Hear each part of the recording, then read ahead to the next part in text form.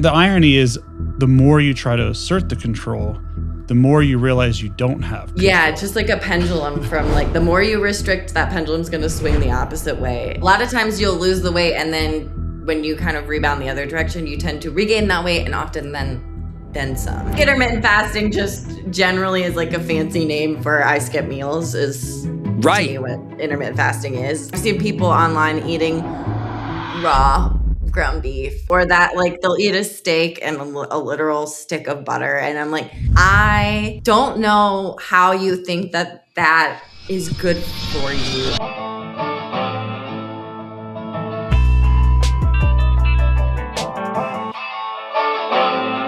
Welcome to the Attention Different podcast. We're back.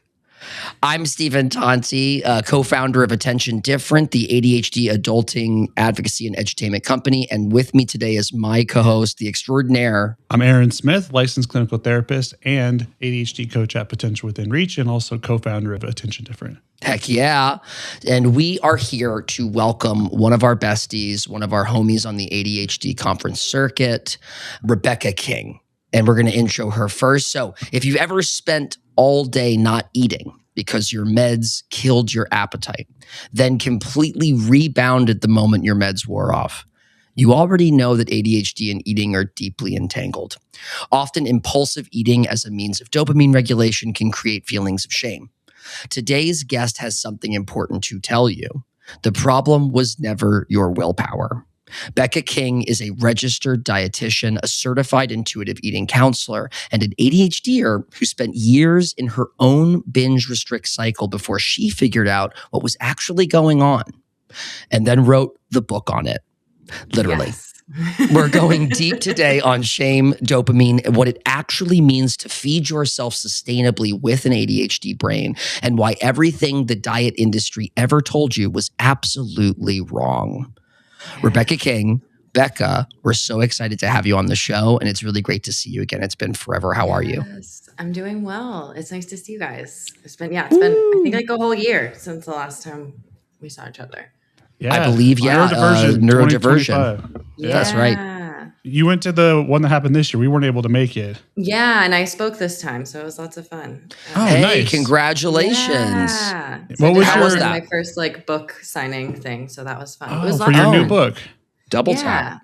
So, yeah, it was a good time. So we'll start there too. Tell the listeners what the new book is and Yeah. So I wrote a book called How to Eat Well for Adults with ADHD, and it is a non-diet practical guide to eating when you have ADHD. So instead of when I first started looking into ADHD and nutrition and the connection between the two, everything was like, eat these foods and you won't have ADHD anymore. Or eat this, not that for ADHD. Like you'll heal your ADHD with diet. And I'm like, magic cures with diet kind of stuff. Yeah, drink this juice and you won't have ADHD. Gut. The leaky gut is why you have ADHD. And you're like, what? I'm like, this doesn't help. Or it's all geared towards kids, especially too. Right. And I'm like, this is not practical for adults, either parents who probably have ADHD and are trying to figure out how to feed their own kids who have ADHD, or we get into adulthood and it's like, cool, how do I do this in a way that is actually sustainable? Yeah. And so how did you approach it differently in your book? I saw that you I haven't been able to get an actual copy of it yet, but I'm excited to, because I just kind of saw some previews on your website and stuff. It seems like you approach it a little bit differently, where you kind of like give people these practical recipes and stuff that they can actually implement and that aren't too complicated and convoluted. And it's not about making this big whole system, like kind of going through a lot of the stuff that I talk about on social media, but like the idea of eating when we're hungry and stopping when we're full, like why that can be challenging, even if you're not medicated. Like what does hunger and fullness look like? Because a lot of us just don't really learn what those things are outside of like, oh, I have a growling stomach, so I'm hungry. And a lot of people with ADHD don't have that as a hunger cue. They have other signs of hunger. So I talk about that, the connection between ADHD and dopamine and how that can kind of fuel binge eating in particular. And kind of going, just kind of through all the little struggles. I wanted to kind of touch on all the things I get questions about, like, how do I meal plan? How do I grocery shop? What do I do when I'm sitting on the couch and I'm ravenous and I need to get up and cook myself food? but I just don't want to do it where I'm out of spoons, and how to navigate some of those situations. Yeah. And when she says out of spoons, just for the listeners, it doesn't mean she's literally out of spoons in her cabinet or dishwasher.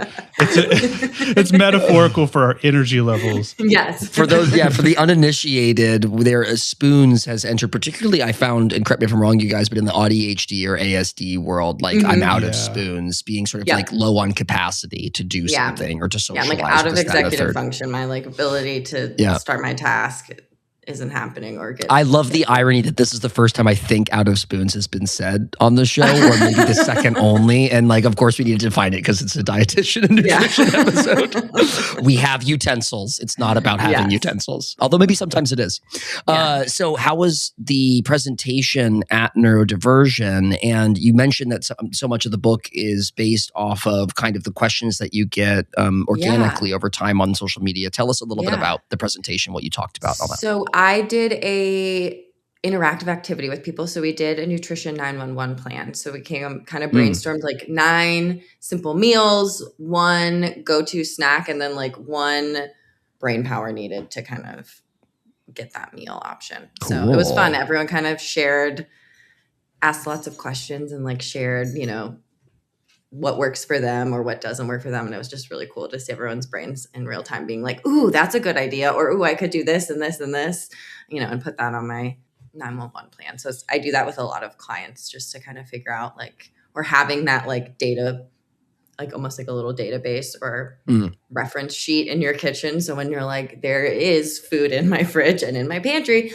but my brain is not putting anything together of like a reference sheet you can have where you're like, oh, I can pair, I can pair the chicken tenders in my freezer with the salad kit and, and some 90-second rice and I've got a meal. Yeah, having the options available ahead of time makes it so much easier than having to rack our brains and decide, what is it? What do I feel like?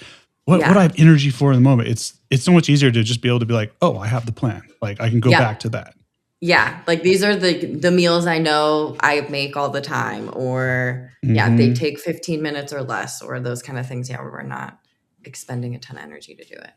And I know we're going to circle around to shame sooner rather than later, but like for the people listening, the meal you just described, absolutely a meal I've had in the last 14 days. Literally a meal I've had. The chicken nuggets from the freezer from Trader Joe's and like a bowl of rice and some veggies. Like if that's what you have time and capacity for, that's a meal. Yeah. No shame. Yeah. Because I think in our heads, we just get this idea too that we're supposed to be making these big elaborate meals. And like, that's really nice in an ideal world, but that's not always going to happen. And there is like a middle ground between the ordering DoorDash and making every single thing from scratch kind of deal. Hey, Steven here.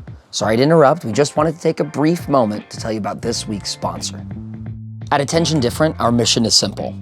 Offer ADHD adults proven practical strategies for living a more balanced, fulfilled ADHD life. And that is why we are thrilled to offer our latest course, Thriving with Adult ADHD. While other courses might focus on the pain and struggle of being an adult with ADHD, and we do not want to minimize that, this course is designed around accessible, relevant, and applicable techniques that address the most common challenges facing ADHD adults. Inside Thriving with Adult ADHD, you will learn how to create time management systems that are realistic and effective, improve focus by using tools to cut through distractions and get things done, regulate your emotions by developing strategies to manage your emotional ups and downs. Thriving with Adult ADHD features 2 hours of on-demand video, 10 downloadable resources, lifetime access to the material, and a satisfaction guarantee.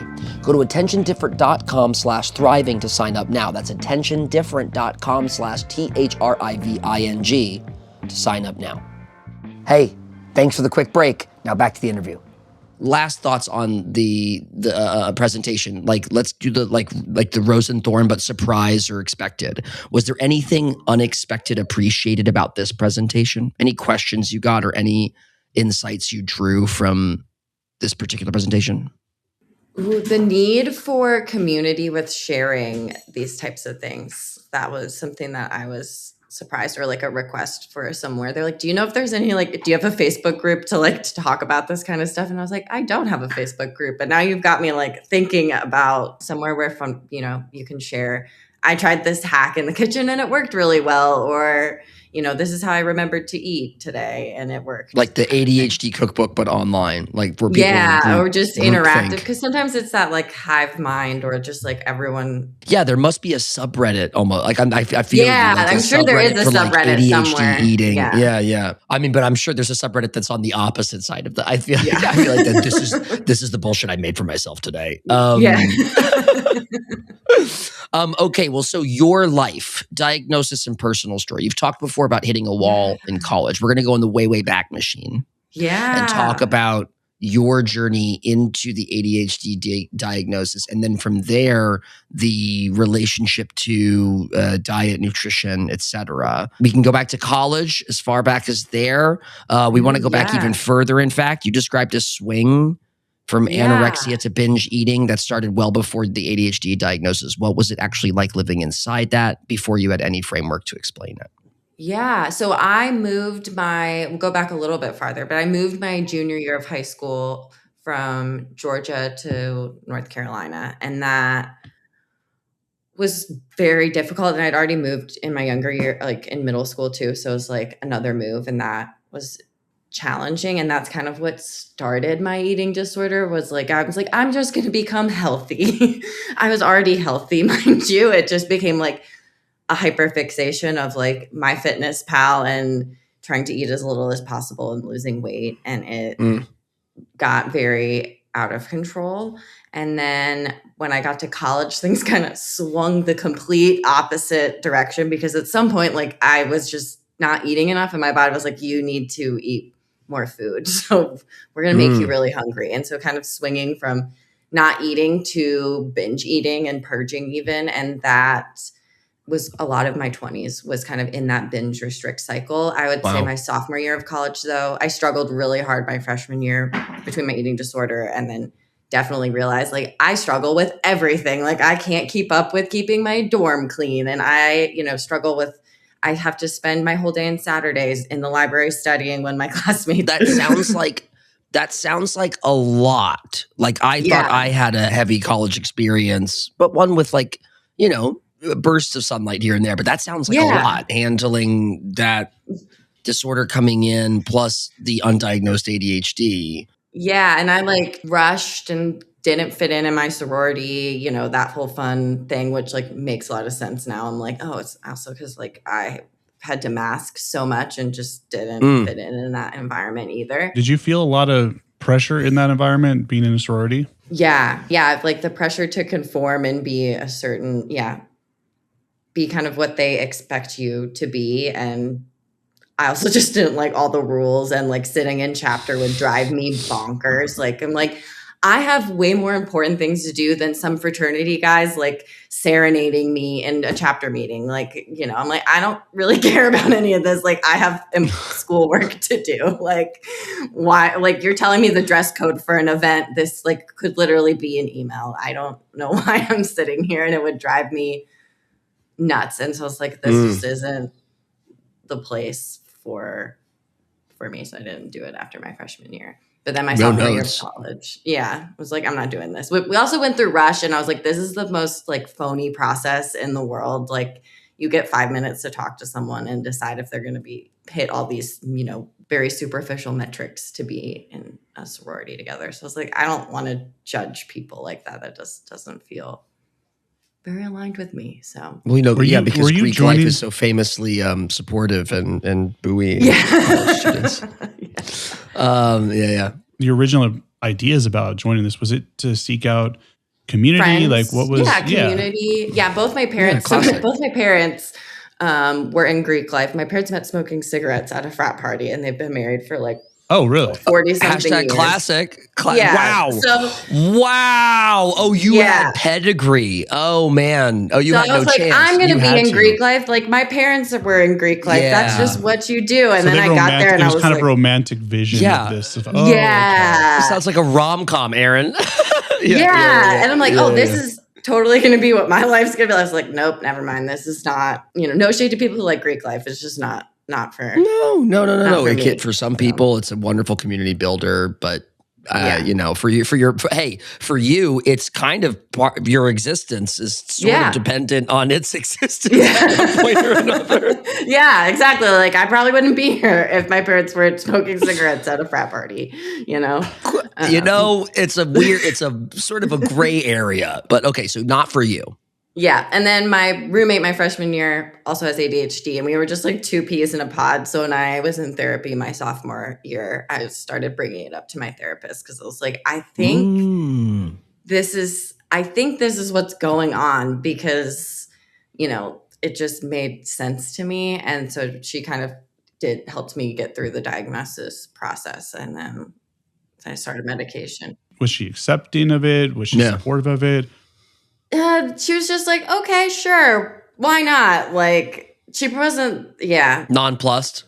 Yeah, not really like, okay, you're diagnosed, but that's it. Like, and my PCP managed my meds. So she didn't really like, there was no like, this is what ADHD is. And like anything like that really was not provided. So there's a bit of like controversy, I think, too. I saw this in my own college experience where some of the people that I was around who had some issues with disordered eating would actually seek out people with ADHD to find medication to suppress their appetite. I had someone that approached me for this reason. And I had to for Adderall. I at first thought, okay, they're just looking for, some study aid kind of thing. Yeah.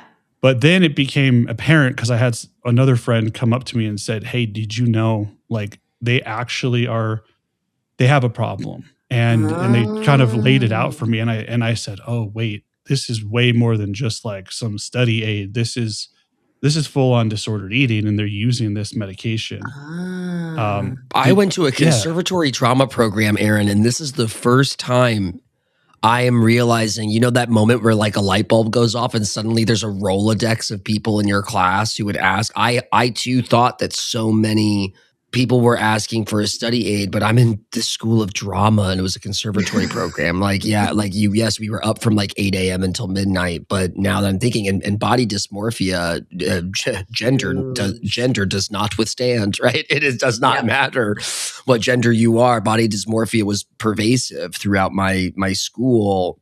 Wow. I had not thought about that, my love. That's intense.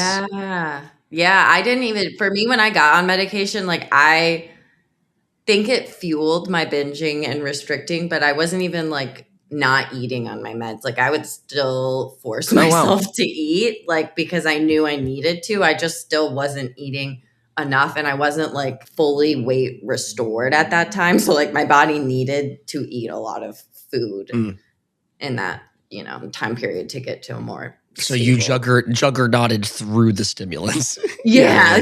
So it's like, when I get off of my meds, like I'm going to eat a lot of food. Like the summer of my junior year, I remember I took chemistry that summer. And when I would study all day, when my meds would wear off, I would order cookies, insomnia, because it was the only thing that you could order delivery at the time. And I would eat like a dozen cookies for dinner and call it a night because I was like, I can't make food.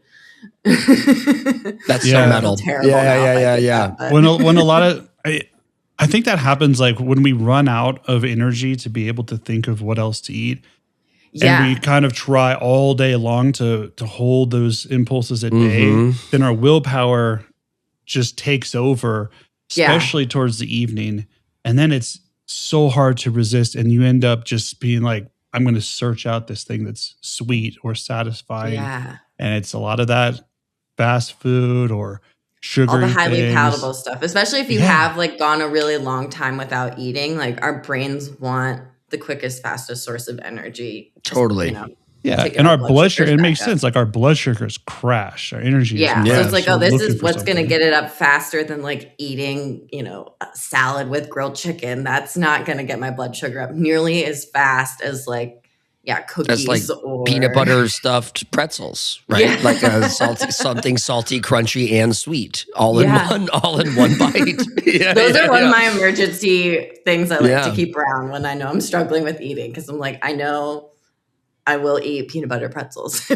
Oh yeah, no, ditto. Our house is stacked with the Trader Joe's peanut butter stuffed pretzels. I know we're going to circle back to this, but I want to plant a seed, because once we get into our adult years, I'll have a question for you about like rage eating, because something that we've talked about before is like the like I deserve this mentality of it. Did any of that kind of language? I feel like when we're younger, it's just like, holy shit, I have to eat. I'm about to pass out.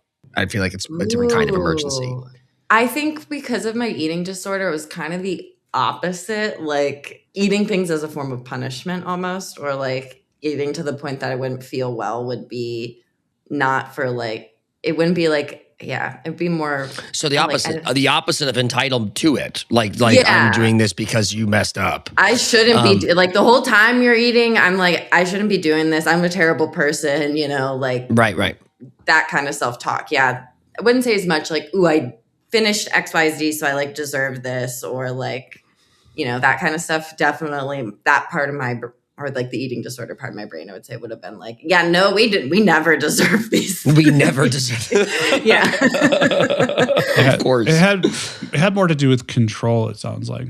Yeah. I think because of moving, like, and not feeling like I had control then, that food felt like a place I had control and agency. And then it just spiraled way out of realizing that like, I don't actually have that much control over my eating as much as I like really thought I did. Cause like, there's only so much of it you can control. Cause like we're humans and biology is going to win. Right. The irony is the more you try to assert the control, the more you realize you don't have control. Yeah, it's just like a pendulum from like, the more you restrict, that pendulum's going to swing the opposite way to like feeling out of control. So it can be like, oh, I do really, really well Monday through Friday. I white knuckle it. I follow my quote unquote plan. And then I get to the weekend and I don't have my structure and my routines. And then I'm out of control. And then, the diet starts again Monday kind of thing for some people. Moment to highlight that: when structure and routine fail, please do not feel like a failure. Yeah. Right? But like, that's just a classic space in which we go off the rails is when that routine, that discipline that you've spent so much time and energy and focus keeping Monday up, through Friday doing. when it's gone, woohoo! Yeah, like who cares? I can do whatever I want. So there's a gap between college and the ADHD Nutritionist LLC in 2020. Yeah. I would love for you to give us just like a little in between those 2 points, and then we'll move on to like when you found the company and go from there. Grad school. So I did grad school and then my internship. So like to be a dietitian, you have to do like a 1,200 hour unpaid internship, which is loads of fun. So I did that. And then my first job was actually at a weight loss clinic.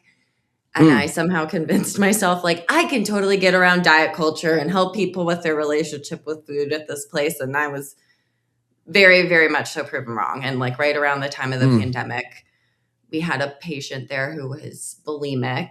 And because of her BMI, they were like, well, she technically needs to lose weight and we see everyone for weight loss. And I was like, this is really unethical. Like she's actively engaging in eating disorder behaviors and you are telling her to lose weight. Like this is, there's eating disorder clinics all over Charlotte. Like we can refer her to someone else.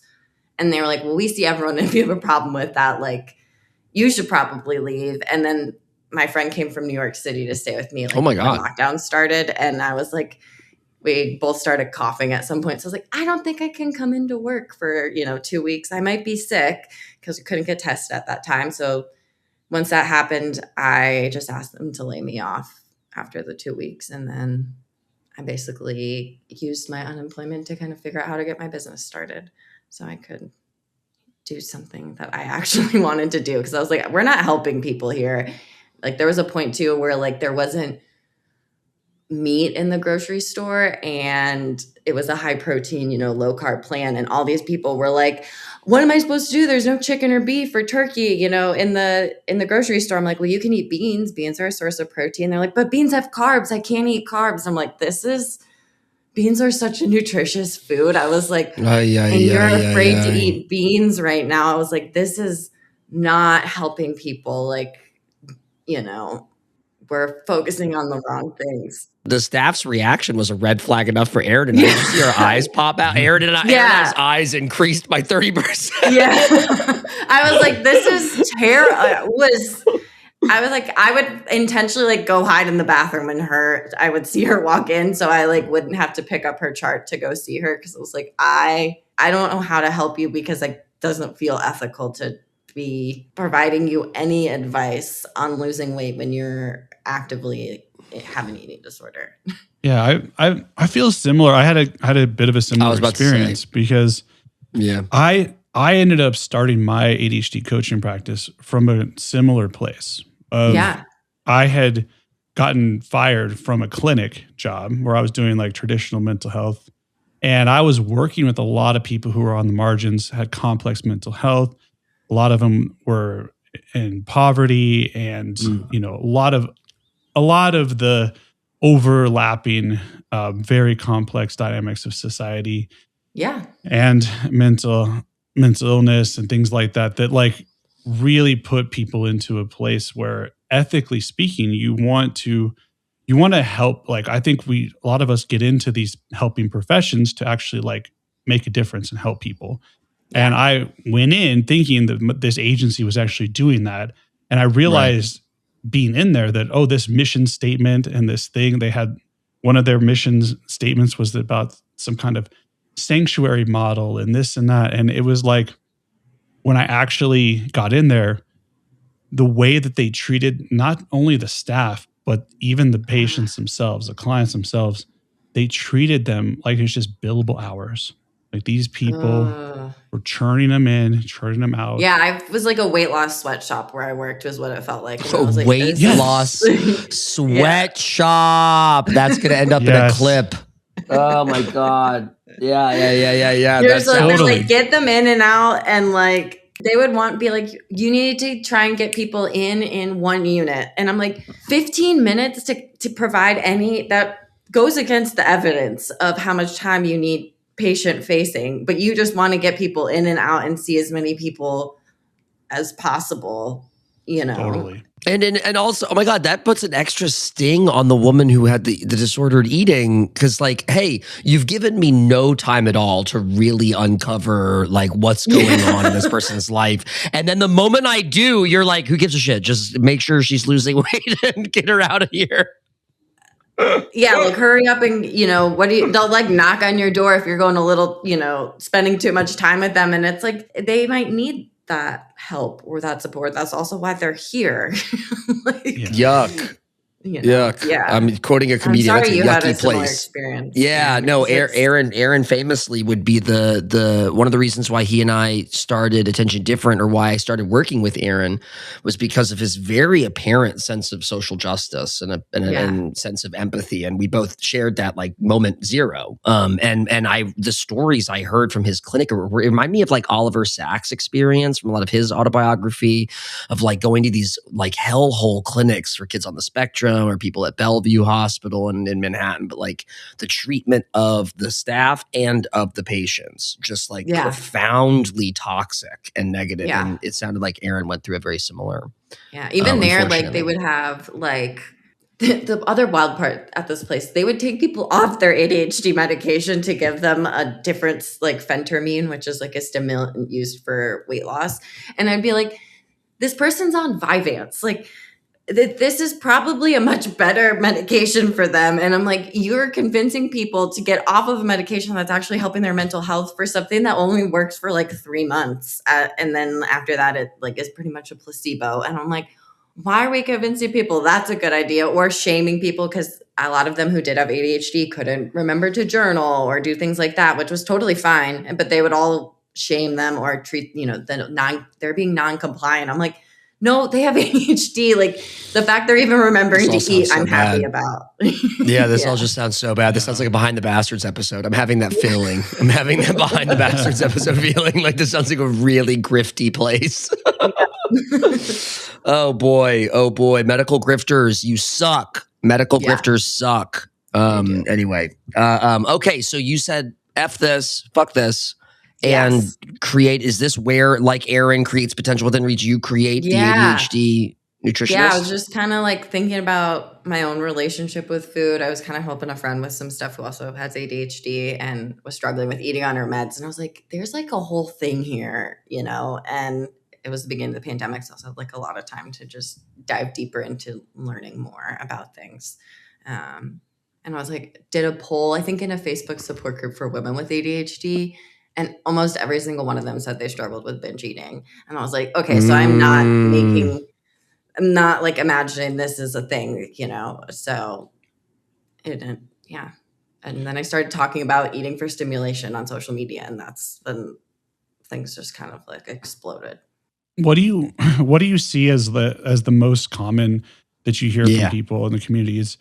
Is it this binge eating? Is it anorexia? I'd say it's kind of two things, or kind of two ways of eating. For folks who aren't medicated, a lot of times I find they're like self-medicating with food. So they might be more of like, I call them like the grazer type of like eating character of like, you feel like you're always eating. You're not really truly hungry, but you feel like you eat for boredom or, all these things. And I'm like, no, you're not eating for boredom. You're just eating because your brain needs dopamine. And that's kind of how. Seeking out dopamine from food and just. Especially, soda, so, you're just, eating, drinking lots of sodas or eating, kind of constantly always like, oh yeah, I'm in the pantry or walking through the kitchen. So I just grab a handful of this and then, and then obviously you're just kind of overeating, but not. Yeah. My wife she's probably nodding, listening to this episode right now because she's like, she does the exact same thing. Every time she's off her meds, especially on a weekend day where she like, doesn't take the meds, and she usually, we try to be consistent, but sometimes she'll like forget if she doesn't take it at like, 9 a.m. because it can keep her up or something. But she'll tell me, she's like, I noticed I didn't take my meds because what am I doing? I'm eating something like every 30 minutes. I'm like back to the pantry, opening it up. Yeah. Oh yeah, the experience of opening a fridge and staring inside of it. I used to think that was funny for a different ADHD reason. Like, how did I end up in the kitchen? Like the moment of like, how did I end up in here? Where was I before? Now I have the same experience that your wife does. I have the same experience that Alexis. I open the fridge and I go, I didn't need anything in here. I'm just looking for another snacky. Like and you're like, what new thing is going to magically appear? And it's like the Garfield cat. Yeah, I do have the Garfield syndrome. Yeah, I guess it's like like there's this missing thing you're looking for. You're like, It's both in Get Fuzzy and Garfield, the comics, where like the cat. It's both cats, but they tell their owner, why doesn't the magic cabinet work? Because every time they open it, there's food, right? So it's like I related to that so hard as like the Garfield cabinet of like, where's the magic perfect snack that should be here? Because that's what I need to keep going. It's like, or you're like, I want something crunchy, and like none of the crunchy foods in the pantry are the one you're actually nothing's hitting. For. No, nothing's hitting. Yeah. So we got the that grazer, one, and then like the binge restrictor. Binge restrictor. Kind of, like binge restrictor and grazer. Like, that's the the scale. two most common eating patterns that I see amongst my clients is like, either they feel like they're constantly eating or they are barely eating during the day, and then I call it the hunger monster that shows up in the evening. Like, may I ask, you say hunger monster, intermittent fasting? Like, where would the point of? Because I've heard so many adult ADHDers be like, "Well, I'm trying intermittent fasting," and I'm like, "Or did you just forget breakfast and lunch, and now you're eating at 4 p.m.?" Like, do you know what I mean? I think intermittent fasting just generally is like a fancy name for I skip meals. Is to me what intermittent fasting is, and so I think some people will be like, "Ooh, I like this." I can see how it appeals to some ADHDers because it's like, cool, there's maybe 1 to 2 meals I don't have to plan for anymore in my day, or like make that decision. And like, that's just less executive function I'm putting towards eating. So I see how it's appealing. But I'm like, if you're in that binge restrict eating pattern, probably not the recommended way to eat, because you already know what's going to happen when you finally let yourself eat, later in the afternoon. You're probably going to binge and feel out of control. Still a restriction. Yeah, it's still binge. Yeah, it's the restriction part of binge restriction. And like your meds are gonna work better if you're eating. If you are medicated, like they're going to work better when you're not fasting. What would you say though? I mean, the argument for this intermittent fasting, I think, is that they say it like helps with, I don't know, getting into ketosis or different things like that, or like your body's burning fat, or right. I think they're doing it for this ultimately like a weight loss health kind of thing. Yeah. You hear it from athletes, to your point, a lot. Like, I don't eat before I go to the gym kind of a thing, right? Yeah, I'll work through fasted workouts. Yeah. It's on the research shows it's generally not any more effective than like other forms of calorie restriction. So it's kind of like, from a weight loss perspective, it's usually like, what is the thing you're going to actually be able to stick to in the long term to lose weight, which is, for most people, most diets are really not easy to stick to in the long term anyways. Right. So it's like, if it works, I guess that's great. But yeah, if you find you're binge eating every time you get into your like eating window, that's probably not going to create in the long term a really great relationship with food. Or to me, from a social perspective, I'm like, I want to be able to like go out to brunch with my friends and not sit there and like only be able to drink black coffee because it's not my eating window, kind of thing. Or like, if my body's telling me I'm hungry from like because I do kind of practice from an intuitive eating lens of like, if my body's telling me I'm hungry and you're skipping meals, you're basically telling your body that like that hunger cue is wrong and I shouldn't listen to it. And that's disconnecting us, from our bodies instead of listening to it. Yeah. It's important to talk about this like yo-yo effect of dieting, how it bounces back. Like, and you mentioned sustainability, and we're all about finding sustainable practices on this show. Yeah. Not these crash diets or fad diets or fad whatevers. It's like, how do we be sustainable with ADHD in our relationship to food and with food and with ourselves?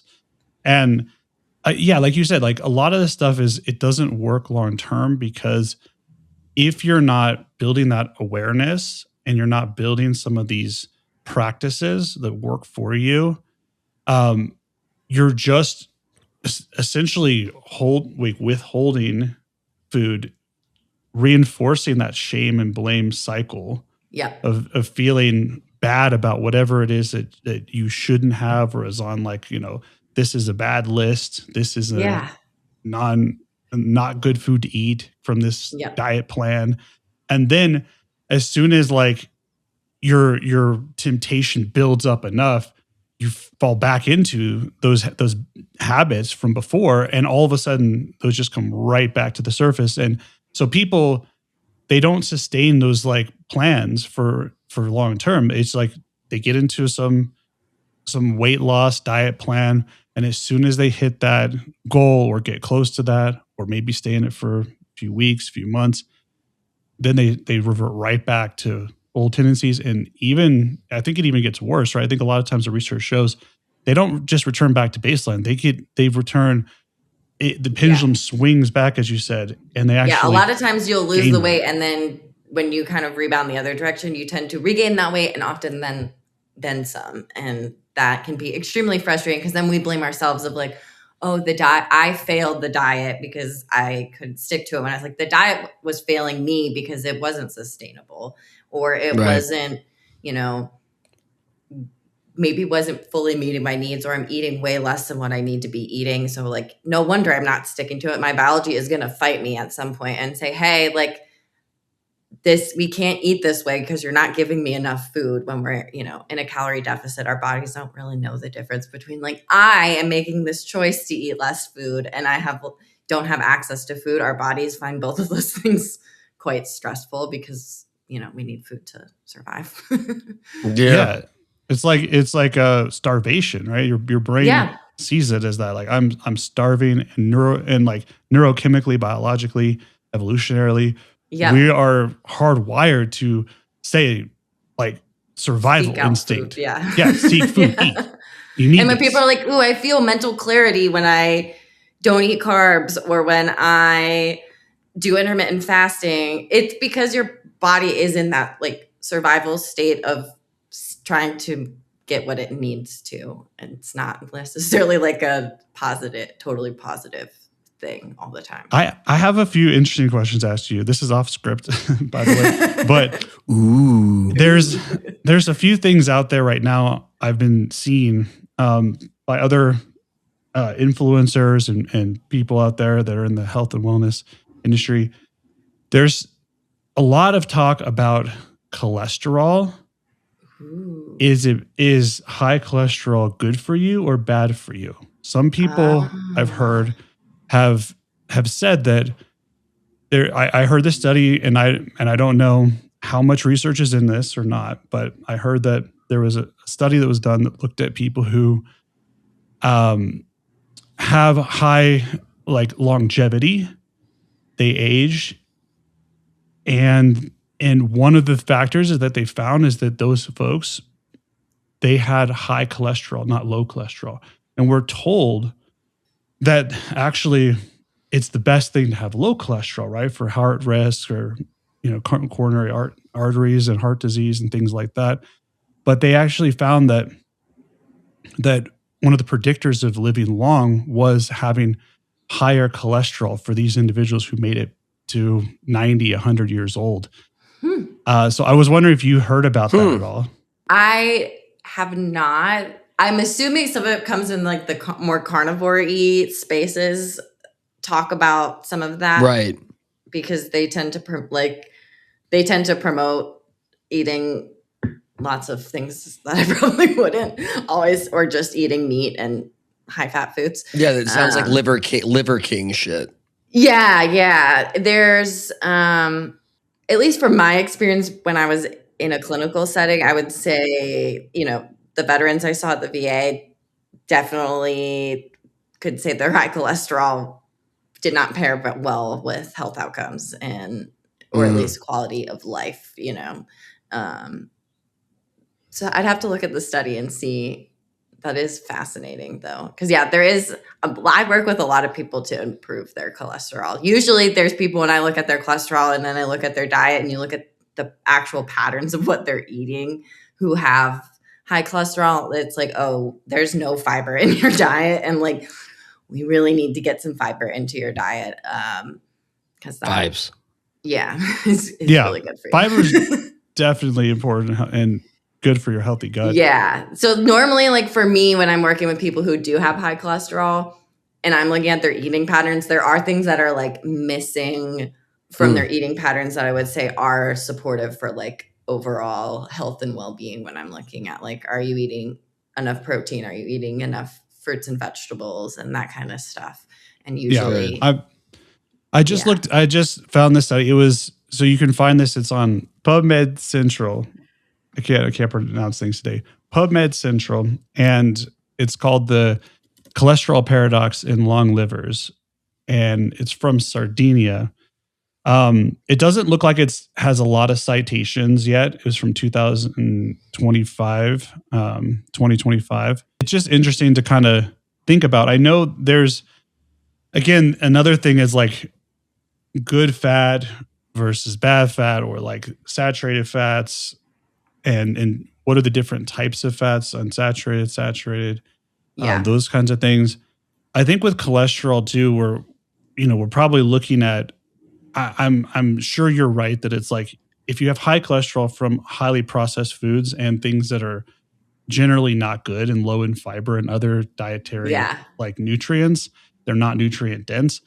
That's probably not great for you regardless, right? And eating a ton of meat, like the liver king, literally eating. People. I've seen people online eating raw ground beef, and dude, it's so gross. Or that, like they'll eat a steak and a literal stick of butter, and I'm like, I don't know how you think that is good for you in the long, like how it can't possibly feel good for you. And we also found out that Liver King, of like just eating fruit. Like there's people who kind of go the opposite direction and they're like, I'm a fruitarian or something like that. And they're like, I only eat fruit. And I'm like, also, that is not going to make you feel good either. Like all these foods, interact with each other, and we're supposed to have variety is important. So it's like not going to either extreme, like I only eat protein and really high saturated fat foods, to I only eat fruit and I'm getting essentially no protein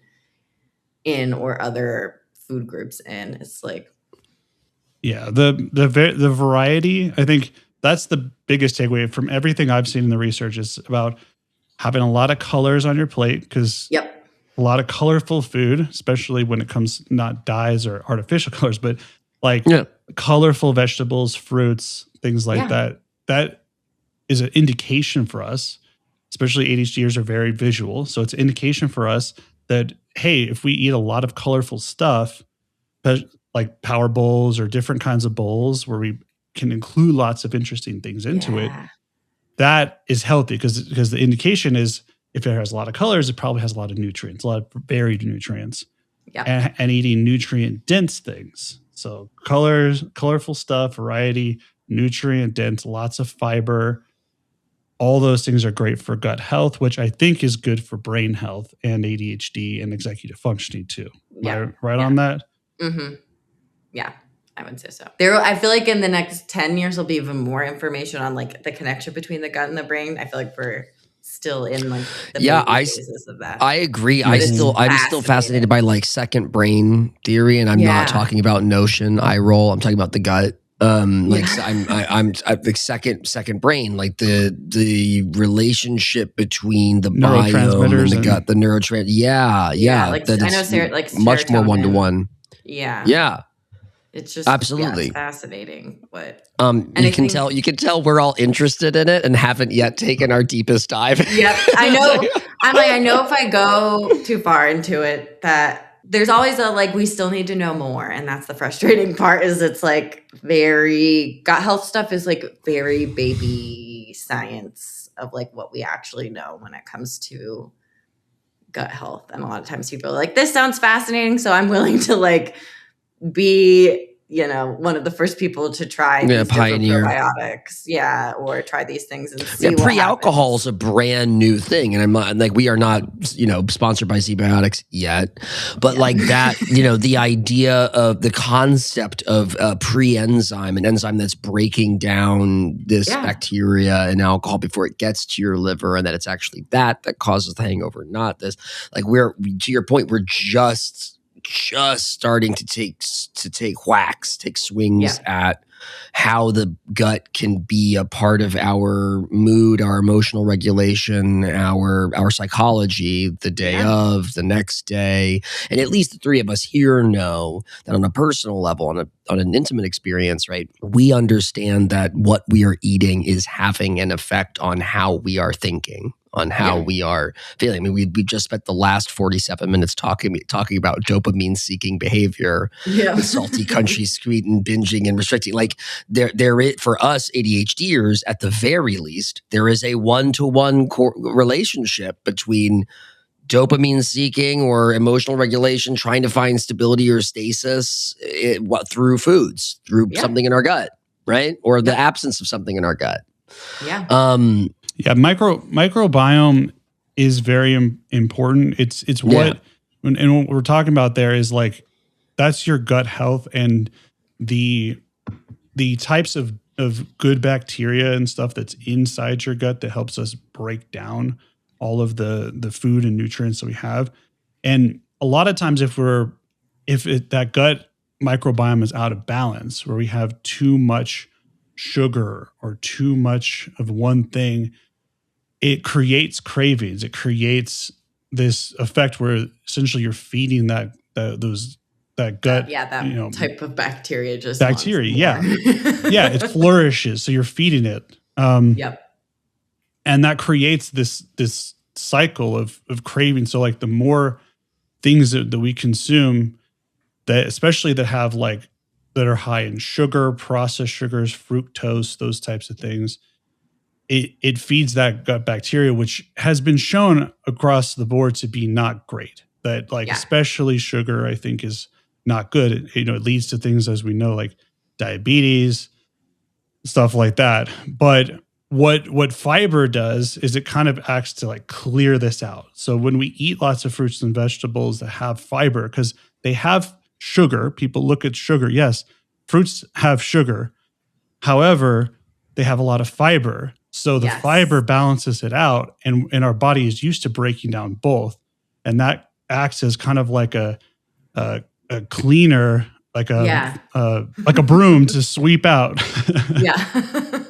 And I will say it's like the added sugar, I've worked recently with some clients I've had a few clients recently who've been like, gotten, diagnosed recently with prediabetes or diabetes. And they're like, oh my gosh, I have to cut out all sugar. And I'm like, no, we need to be mindful of your added sugar intake. We don't need to like go cold turkey on it. There's still like an amount, you can have in your day or can fit into your eating patterns. That's still okay. But it's not the fruit. I'm not so worried about you getting sugar from fruit or milk, or even vegetables have, some naturally occurring sugar in them, like carrots do. And they're, those aren't the things I'm as worried about as like soda or cake and cookies. And how much of that are you eating? If it's like, oh, I have a little piece of chocolate after my, meal, like awesome. That's, if you're having a whole chocolate bar every time you have chocolate, then it's like, okay, that's you're going to be going way over the amount of sugar that's recommended. Or soda, for instance, has a lot of added sugar in it, like double. A can of soda probably is double, if not more, especially if you're getting like a large soda from somewhere, you're getting a ridiculous amount of added sugar, like probably. Yeah. And that if you're doing that all the time, it's not going to probably feel good, A, and B, there will at some point probably be some sort of consequences in terms of this is a good moment to point out two things, and we're going to combine them. One, because we danced around shame a lot today, but I also want to get practical with it. So I'm speaking now to our audience. Soda, sugar, boy howdy do I have an issue with it. And it cycles, or it's cyclical, right? There have been times in my life where I'm all seltzer water, or all, for me, very much the dopamine, the texture sensation is a big deal, right? It's like the bubbly. I'm very much a seltzer girly. But if I'm doing other things that are hard, like quitting THC, or quitting this or quitting that, things that need to I need to be extricated from my daily life, then my brain definitely says, well, where the fuck else am I getting my reward, right? And this is where I brought up before, like sort of entitled like rage eating, etc. So I want to do two things. One, ask you about the relationship between shame and eating, the relationship between entitlement and eating, like like I deserve this kind of thing, your experience with that. And then, if you don't mind following it up with some practical, we've defined binge restriction, we've defined grazers, but could you give us some flags, if you will? What do you do about it, and how do I spot it, kind of a thing? So that's my I will say nudge. A lot of fun, a cute little saying that some dietitians will use is more towards guilt, but like guilt's not an ingredient type of thing. So like kind of, I think that can apply with shame, that like shame shouldn't be driving our food choices, or shame, whether we do or don't eat something. But it will often, or shame often is kind of that propellant to restrict again, of like, I binged tonight, I'm bad because I did this, yada, yada, yada. So tomorrow I'm going to skip breakfast. Or it might not even be totally intentional. Like you might not even be aware. You're just like, oh, I'm just not hungry in the morning, so I don't eat breakfast. And I ate a lot last night anyway, so it doesn't really matter. But then it's like, you're just throwing yourself back in that cycle and repeating it again, versus, even though it feels really weird at first to be like, you know what, I am going to eat breakfast, even though I binged the night before, and show my body that like I still need to eat, because you do.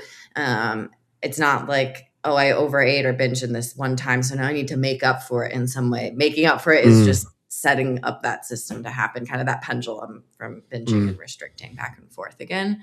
And I'm curious, with the rage eating, do you find, tell me more about like how you see that, or how that shows up.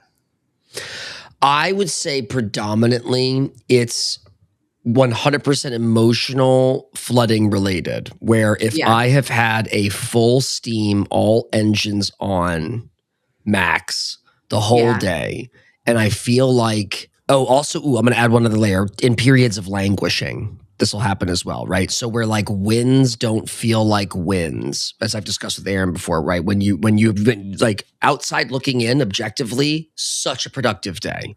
My body feels that because I'm exhausted. My brain and my body are exhausted. So I know I'm productive, but I'm still not, I didn't get enough reward, right? Like there wasn't enough reward. I didn't get enough of a, you got it, dude, or like a gold star. And I feel like there are moments when it's like, I'm eating a fucking popsicle and then I'm eating another popsicle because I fucking deserve it. You know what I mean? Yeah. Or like I'm going to grab for that Coca-Cola. I'm going to grab for that soda, even though it's 10 p.m. And like, I know enough. I'm 35. I know enough to know that I shouldn't be having a soda or two on a Tuesday night at 10 p.m. But like, am I describing later tonight? We'll find out. No, I mean,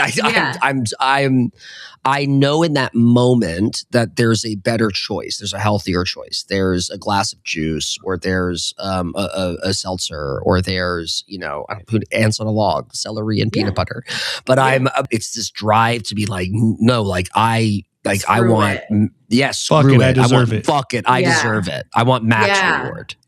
That's I find some of that can be also like lingering if you do have a history with restriction, or you are actively like dieting or engaging in restriction. There is a lot, like I call it the screw it mentality, where you're just like, you know what, screw it. I'm having the thing, I'm going to have the bag of chips, or I'm going to have whatever, screw it. I don't care. And I'll think about it later, or fix it tomorrow or whatever. And some of it can be from that, especially if you have a lot of food rules where you're like, I never allow myself to have X, Y, or Z. And I finally I've hit my limit. And so screw it. I'm going to have whatever that is. I think it's interesting. It's willpower too, right? If it happens at the end of the day, this is 10 p.m. at night. Totally. Right? It's more likely. It's like screaming. Yeah. It builds up. Like most of my clients I find are not like binge eating earlier on in the day, or there's not, unless like something really big happens like that, where you're like, screw it. I had a really bad morning or something. So someone's like, screw it. I'm going to stop and grab something from this bakery on my way to work or whatever. But most of the time I find it's like, I can make it through the day. But once it's like late evening, there's probably a time where it's like, I probably should just go to bed at this point, but I'm not going to. And then almost, self-sabotaging ourselves in a way. Because it's like, I'll call it what it is. It is self-sabotage in there. I mean, there's other versions of it that don't have to be angry. Like I love spicy food, but I come from a long line of dudes who don't have great gastro. Like we have GI things, Crohn's, colitis. And so I am genetically in some ways not meant to have a long life and relationship with spicy food. Yeah. But I love spicy food. And that's probably the dopaminergic pathways on fire. That's also serotonin and dopamine. So the idea of going to a Thai restaurant and ordering a meal and asking for a 1 or a 0 is actually embarrassing. Thai spicy. Yeah. It's like, it's something, but it's also embarrassing. I'm like, I cut my teeth in New York. Give me a 5. You know what I mean? And I want to sweat while I'm eating it. And I will say, admit for our audience, perhaps, like, there's no shame in that. I laugh at myself. Like you've seen in sitcoms, you've seen it represented in pop culture, like the adult who eats the thing, has a bunch of lactose without a lactate, right? Like and knows this is gonna suck later. I have been that guy. I find that to be more on the charming end of the impulse and willpower scale. I know what's coming the next day. But I'm still making the choice, knowing how I'm gonna feel. Kind of like I know what the consequences are. I'm just willing to accept what they are, and correct me if I'm wrong, that's the gut check a bit. But is that in your experience a little bit, that feels like not as much disordered eating as it feels like, I don't know, something a little bit more pervasive, impulsive pop culture. I'd say impulsive and like struggling. I would say for my clients who don't have ADHD, like I do have a few clients that don't have ADHD, and I do find that kind of thing, they're like easy to be like, oh, I'll never eat gluten again because I have celiac. And then I have people who have ADHD and have celiac and are like, oh, I am going to have a little bit of that. Like I can't personally, if someone told me I can't ever have dairy again, I would be like, that's not, I'm still very much so going to have Yeah, dairy. I'm just going to accept that I will feel terrible when I have it, but it's got to be like a worth it experience. If, you know, kind of thing, like I wouldn't have it all the time, but, and I have some clients like that who like from an intuitive eating lens are like, there are certain foods I have allergies for. They're like, I'm not anaphylactic or anything, but like I can't have different dairy. Story. Yeah, but like I can't have dairy, but I will go to if I'm out with getting pizza with my friends, I'm still going to get the pizza or I'm still going to get ice cream. I just might not have a whole lot of it, or I might try to bring a Lactate or something with me. Ditto. Yeah. This brings up something that Aaron and I discuss often. As Aaron said, we're about sustainably ADHD and attention different, but we're also about the Buddhist principles celebrated by Marsha Linehan of radical acceptance. Yeah. And this sounds like radical acceptance behavior where like, and I'm very thankful that you brought up intuitive eating. Yeah, intuitive eating and the non-ADHDer client of yours versus the ADHDer client. And I want people to hear that difference because I've experienced that in my friend groups, right? Like I have friends, plenty of them without ADHD, who when they find out celiac or gluten intolerant or lactose intolerant, et cetera, it's done, right? Or they'll do the elimination diet to figure out what's and they can actually do the elimination diet and the reintroduction phase. Like, like, I could do this easily. And you're like, this is so never hard. in my life, never in my wildest fucking dreams could I do the full, to your exact point, the full swing. Like I could eliminate the things, but then the slow reintroduction, I just admitted to you that I have Tuesday 10 p.m. Coca-Cola rage. Yeah. Like I'm having this right now. In what world would I be able to gradually reintroduce anything? So radical acceptance. Talk to us about like the elimination of shame, how to eat well for adults with ADHD. Like it's got to be a core principle. Yes. So I would say, removing that shame is huge. And from if I'm in that, going back to something you mentioned earlier of like, okay, so if you are, let's say the grazer or the binge restrictor, like what do we do about it? I start with like the foundation of that being like, are we eating enough and eating regularly? And by that meaning like, am I eating about every 3 to 4 hours throughout the day, or about 5 to 6 times a day is usually what that kind of works out to.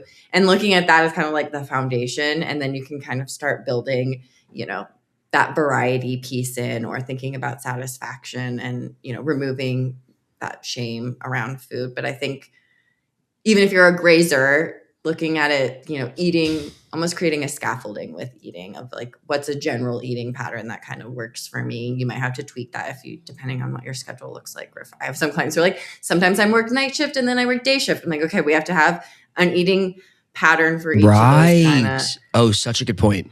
You know, so you might have like a weekday versus weekend eating pattern that kind of generally works for you, but having like a scaffolding or an idea of when you're going to eat. So then it's not just a free for all of like, okay, every time I walk in the kitchen, I'm grabbing something to eat. But kind of building that in and getting more tuned into with like, what does actual hunger feel like for me? What does fullness feel like for me? What are other reasons I might turn to food? You know, what does it feel like when I'm seeking dopamine from food? Or what does it feel like when I'm dysregulated or lonely, or, you know, all the reasons? There's so many reasons we might turn to food.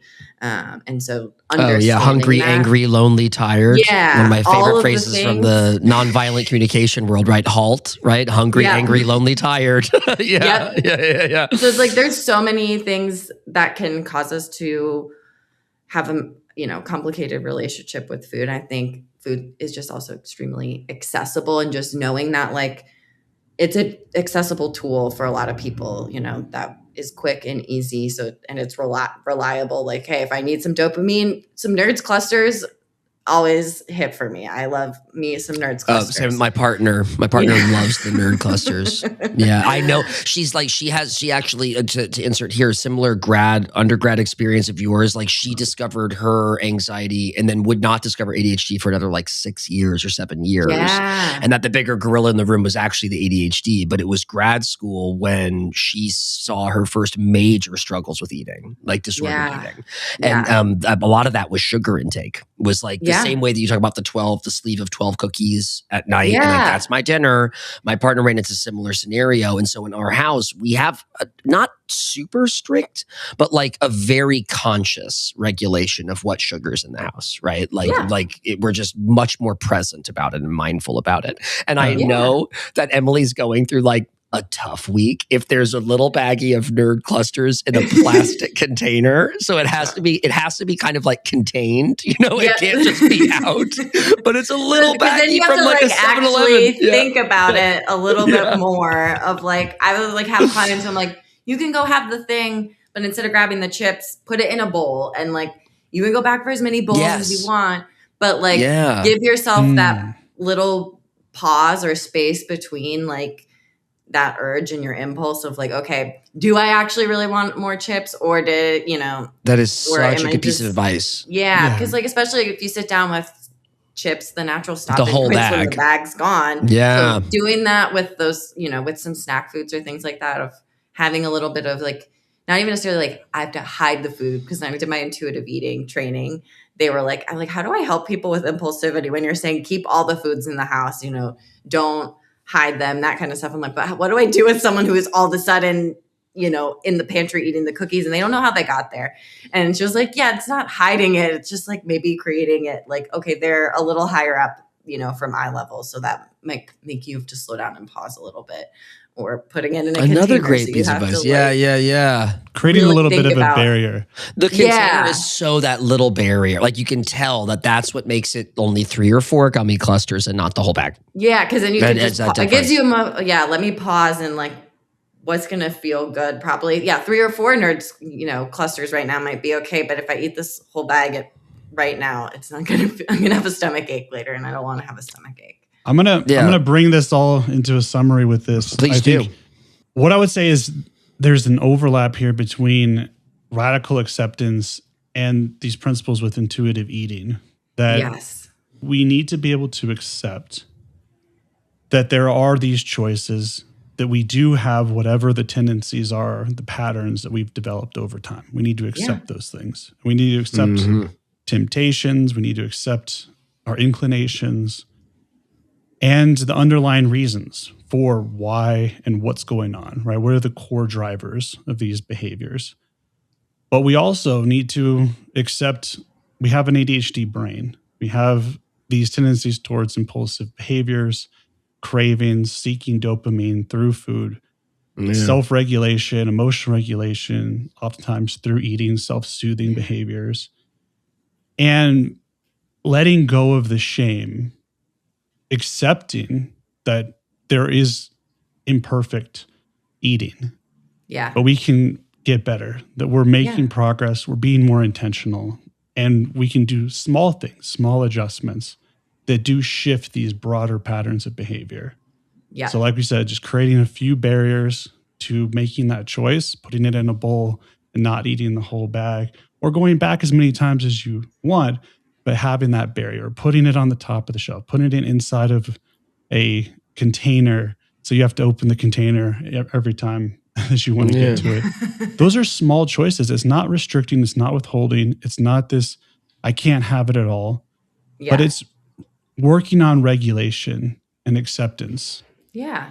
And I think building those tools in with food, and then also incorporating it, like you're going to have to find other tools. If food feels like the only tool you have for stimulation or emotional regulation, you will have to like expand that toolkit or make changes in your life to incorporate things into your day. Like I've had clients who've been like, I have to change jobs because like the job I have currently is so draining and I have to mask so much that no matter how much work I do in my relationship with food, the only thing I can do when I get home from work is binge. And if I don't change my work environment, it won't ever change how things are. So I might need to have a less stressful job, or I might need to have a type of job where I can work from home so I can work in more flexibility with my day or meet my needs in my own ways. And I think that's also something that's just important to to consider too.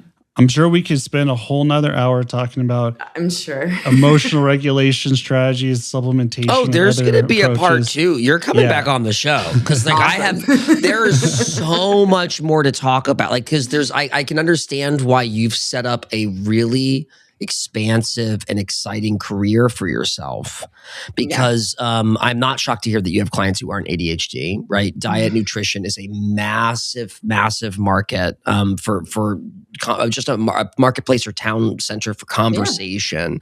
We are primates after all. We're these primate monkey people who originally were in trees eating fruits and leaves and veggies. And now we have so much accessibility to food, as a point you made earlier. There's just so much access. We are lucky. We're blessed by that. It's a privilege that we have in this country, in this, geopolitical environment. In the United States. Yes, in the United States, in this socioeconomic place that we're in, we have an inordinate access to food, and the vast diversity of lifestyles and career choices and stressors, eustressors, distressors. Food, as you put it, is such a strong dopaminergic tool, and one with serotonin and feel goods, right? Like we have such a romantic pop cultural attachment and relationship to food. I think we've all lost track of the number of TV shows that are about food. There's multiple TV networks. The Food Network. There's multiple networks that are dedicated to food. I joke often about the fact that, like, I'm pretty sure, I still think this, Aaron, I still think that like 60 to 70% of every day we talk about where we're eating. I think that, like most people, I think that one of the most pro-social behaviors explored every day is what's for dinner? What do we have for lunch? What's for breakfast? Where are we going for brunch? Like we talk about eating constantly. And so I'm thankful that someone with you who went through such a wild ride, such a wild relationship to eating and to food kind of came out of that pandemic explosion of ADHD education. And I'm feeling this overwhelmed gratitude of like, thank God we got a good one. Thank God we got a good one on our team who's like in the same radical acceptance camp, who's smart, who's caring and compassionate, and just like Aaron, a social justice seeker and a protector of people and a lover of people rather than a shamer of people or, a disciplinarian. So if you haven't yet, to our audience, go seek out Rebecca King and her work. This is your pluggable portion. Again, I just want to reiterate, we're going to have you back on the show. There's way too much to talk about. Yay. But tell us where the people can find you. You're a real one, and we want to make sure that people receive your message. Thank you. You can find me on Instagram, is probably where I'm most active, at ADHD.nutritionist. I'm also on Threads, but not as much like food. I don't always talk about food stuff on Threads. And then I don't know. My impulse was to say, "Oh, thank God you talk about it." Okay. That's normally where I'm a little more like share my thoughts on what's going on in the world. Normally, you can always get my book, How to Eat Well for Adults with ADHD. It's I know it's on Amazon and Barnes and Noble and bookstore.org. If you go to the link in my bio on Instagram, there's like universal links. You can pick which place you'd prefer to purchase it from. And there is an audiobook version for people. It's not my voice, but there is an audiobook version for people who are like, I don't sit down and read actual books. I like to listen. There is. And she's an ADHD. I made her the person. Oh, get out. Wait, that's cool. How did you get to do that? You got to say, I want an ADHD person to read? Yeah. Yeah. I just told the publisher she found 3 or 4 different women with ADHD. So that way I was like, I want them to be able to like read it and not sound like they don't relate to what I'm talking about. I'm so touched by that. That's that's obvious to me now, but only since you said that. Yeah, as Aaron just said, very intentional. That's really cool that you can do that. Yeah. I was like, I'm not going to do it because I was like, when she explained the process of recording it, I was like, there's no way I'm going to be able to record an audiobook. And especially it wasn't in my like contract for things. So I was like, I'm not going to spend hours reading my book back to myself. That sounds not fun at all. I can understand how that might be a nightmarish process. But okay. And if you're looking for some coaching and some other support, you can go to ADHDnutritionistllc.com to get in touch. I do small group coaching and one-on-one coaching too. So Perfect. Awesome. So there's multiple ways to engage. And yes, we will have you back on the show. And so excited to get a copy of your book. Yeah. Try out some of those recipes. And I'm in the process of writing another cookbook. It'll just be a cookbook this time, but it'll be hell yeah, like super simple recipes, probably even simpler than the ones in my book currently. Oh. So. Hit me up, honestly, because I've been thinking on the offing of like throw it all into a crock pot or a slow cooker and let it go recipes. Yeah.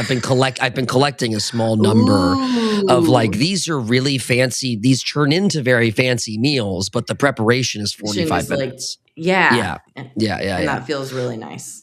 Yeah. Hey, if you're listening, beef barbacoa, so easy and quick to make. But I would also like to talk to you offline about the community thing. I think it would be really special to have a food, a intuitive eating ADHD food space where people talk about their.